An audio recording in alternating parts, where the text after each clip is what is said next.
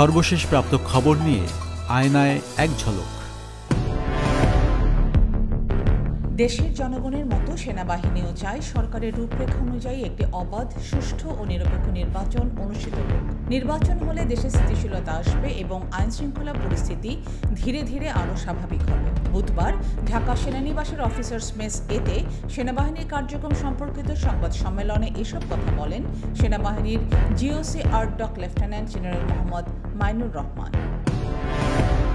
আগামী জাতীয় সংসদ নির্বাচনে জামায়াতে ইসলামী জোট গঠন করবে না বলে জানিয়েছেন সংগঠনের আমির ডক্টর শফিকুর রহমান। তিনি বলেছেন, জোট গঠন না করলেও আমরা সমঝোতা করতে পারি। বুধবার সকালে সিলেট ওসমানী আন্তর্জাতিক বিমানবন্দরে প্রেস ব্রিফিংয়ে এসব কথা বলেন তিনি। জাতীয় নাগরিক পার্টি এনসিপির আহ্বায়ক নাহিদ ইসলাম জানিয়েছেন, বিএনপি চেয়ারপারসন খালেদা জিয়ার প্রতি রাজনৈতিক সম্মান জানিয়ে তার আসনগুলোয় কোনো প্রার্থী দেওয়া হবে না।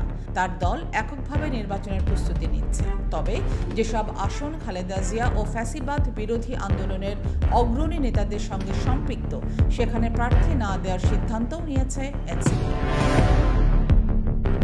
কক্সবাজারের চকরিয়ায় যাত্রীবাহী বাস ও একটি মাইক্রোবাসের সংঘর্ষে একই পরিবারের 5 জন নিহত হয়েছেন। এই ঘটনায় আহত হয়েছে আরও 2 জন। বুধবার সকালে চকরিয়ার ফাঁসিয়াখালী হাঁসের দিঘি সেনা ক্যাম্পের দক্ষিণে এই দুর্ঘটনা ঘটে। নিহতদের মধ্যে 4 জন নারী ও 1 জন শিশু রয়েছে।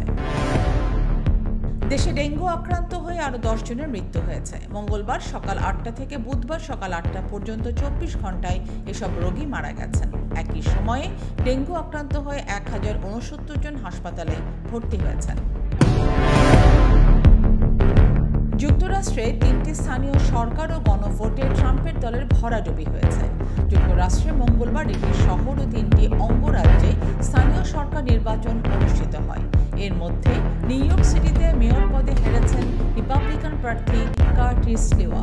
নিউ জার্সি ও ভার্জিনিয়ার গভর্নর পদেও